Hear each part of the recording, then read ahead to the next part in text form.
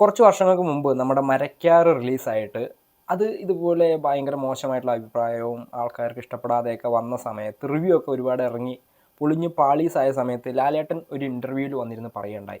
മരക്കാരനെ കുറ്റം പറയുന്ന ആളുകൾ എഡിറ്റിംഗ് എന്താണെന്ന് പോലും അറിയാത്ത ആൾക്കാരാണ്, അല്ലെങ്കിൽ സിനിമയെക്കുറിച്ച് ABCD അറിയാത്ത ആളുകളാണ് ഈ മരക്കാരനെ കുറ്റം പറയുന്നത്. ഹൈദരാബാദിലൊന്നും അങ്ങനെയല്ല. അവരൊരു സിനിമ ഇറങ്ങിക്കഴിഞ്ഞാൽ അവർ മിണ്ടാതിരുന്ന സിനിമ കാണും, കുറ്റങ്ങളൊന്നും പറയില്ല. സിനിമ കാണാതെയാണ് കുറേ പേര് കുറ്റം പറയുന്നത് എന്നൊക്കെ പറഞ്ഞ് അന്ന് അതിന് കുറേ ട്രോളും കാര്യങ്ങളൊക്കെ കിട്ടിയതാണ്. എന്നിട്ട് ഇപ്പോൾ ബരോഷ് പപ്പ ഇറങ്ങി അത് ഫ്ലോപ്പായപ്പോഴും ഞാൻ വിചാരിച്ചു ഇത്രയും വർഷത്തെ എക്സ്പീരിയൻസും കാര്യങ്ങളും അല്ലെങ്കിൽ കുറേ കാലം ആയല്ലോ, ലാലേട്ടൻ്റെ ചിന്താഗതികളൊക്കെ മാറി വന്നിട്ടുണ്ടാവും എന്നൊക്കെ വിചാരിച്ചു കഴിഞ്ഞാൽ ഇപ്പോഴും ലാലേട്ടൻ പറയുന്നത് സെയിം സാധനം. ഈ ബരോഷിനെ പറ്റി കുറ്റം പറയുന്ന ആളുകൾ ബരോഷ് കാണാത്ത ആളുകളാണ്.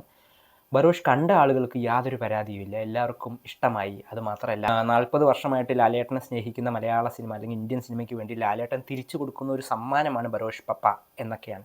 ഇങ്ങനത്തെ സമ്മാനമാണെങ്കിൽ ശത്രുക്കൾക്ക് പോലും കൊടുക്കരുതേ എന്നാണ് എനിക്ക് പറയാനുള്ളൂ. ഞാനൊരു നശിച്ച ലാലേട്ടൻ ഫാനാണ്. എന്നിട്ട് എനിക്ക് പോലും ഈ ബരോഷ് പപ്പ കണ്ടിരിക്കാൻ പറ്റില്ല. ഇൻ്റർവെല്ലൊക്കെ ആയപ്പോഴേക്കും ഞാൻ മരിച്ച്. പിന്നെ ഇൻ്റർവെല്ലിന് ശേഷം കണ്ടത് എൻ്റെ ശവമാണ് അവിടെ ഇരുന്ന് സിനിമ കണ്ടത്.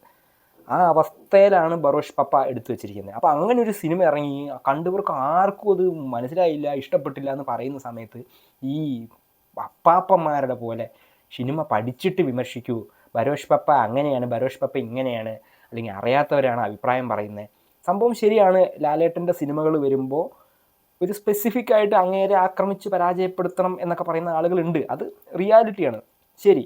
പക്ഷേ മെജോറിറ്റി ആളുകളും ഇങ്ങനെ ലാലേട്ടൻ്റെ പടത്തിന് പൊളിക്കാൻ നടക്കുന്ന ആൾക്കാരൊന്നുമല്ല. അങ്ങനെ മെജോറിറ്റി വിചാരിച്ചു കഴിഞ്ഞാൽ പൊളിയത്തുമില്ല ഒരു സിനിമ. ഈ കണക്കിന് ലൂസിഫർ ഇറങ്ങി ഹിറ്റായ സമയത്ത് ലാലേട്ടന് അല്ലെങ്കിൽ ആരും പറഞ്ഞു കേട്ടിട്ടില്ലല്ലോ, ഇതിങ്ങനെ കാണാത്തവർ കൂടി നല്ല അഭിപ്രായം പറയുന്നുണ്ട്, അങ്ങനെ ചെയ്യരുത്, ആദ്യം സിനിമ പോയി കാണും, എന്നിട്ട് ഇഷ്ടപ്പെട്ടാൽ മാത്രം അഭിപ്രായം പറഞ്ഞാൽ മതി എന്നൊന്നും ആരും പറഞ്ഞിട്ടില്ലല്ലോ.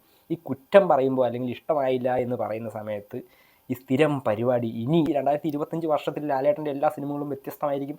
ആ കഷ്ടകാലമൊക്കെ 2024 തീർന്നു എന്ന് പറഞ്ഞ് പ്രതീക്ഷിച്ചിരിക്കുന്ന കുറേ പാവം ലാലേട്ടൻ ഫാൻസ് ഉണ്ട്.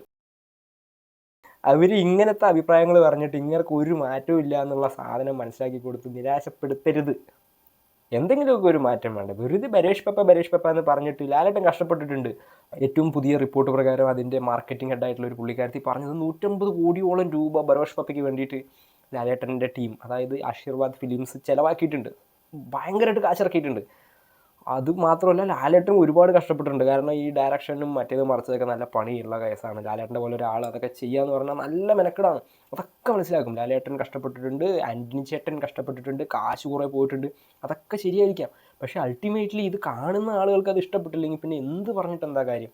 ഒരു ബിരിയാണി ഉണ്ടാക്കിയിട്ട് ഞങ്ങൾ 100 പേര് ചേർന്ന് ഉണ്ടാക്കിയ ബിരിയാണിയാണ്, അതുകൊണ്ട് നിങ്ങൾ തിന്നേ പറ്റൂ, ഒരാളും കുറ്റം പറയരുത് എന്നൊക്കെ പറഞ്ഞു കഴിഞ്ഞാൽ ബിരിയാണിക്കകത്ത് ആട്ടുംകാട്ട ഇട്ടിട്ട് ബിരിയാണി ഉണ്ടാക്കിയിട്ട് ആ ബിരിയാണിക്ക് നമ്മൾ നല്ല അഭിപ്രായം പറയണമെന്ന് പറഞ്ഞു കഴിഞ്ഞാൽ നടക്കുന്ന കാര്യമാണോ? തിന്ന് നോക്കിക്കഴിഞ്ഞാൽ മനുഷ്യൻ പറയാം ആട്ടുംകാട്ട് ആടിയേന്ന്. അപ്പോൾ ഇങ്ങനെ നിനക്ക് ബിരിയാണി ഉണ്ടാക്കാൻ അറിയോ, നിൻ്റെ ഉപ്പുപ്പാക്കി അണ്ടിക്കച്ചവടം ഉണ്ടോ എന്നൊന്നും ചോദിച്ചിട്ട് യാതൊരു കാര്യമില്ല. ഇനി 2025 ഇതുപോലത്തെ ഗീർവാണങ്ങൾ വിടാതെ നല്ല സിനിമകൾ ലാലേട്ടന് വരണേ എന്ന് പ്രാർത്ഥിച്ചിരിക്കുന്ന ആ ഫാൻസ്, ഞാൻ ഉൾപ്പെടുന്ന ആ മരങ്ങോടൻ ഫാൻസിന് വേണ്ടി എന്തെങ്കിലുമൊക്കെ ഒന്ന് ചെയ്യും. ഇങ്ങനത്തെ ഹൈദരാബാദും മറ്റേതൊന്നുമായിട്ട് വരല്ലേ ലാലേട്ടാ, പ്ലീസ്.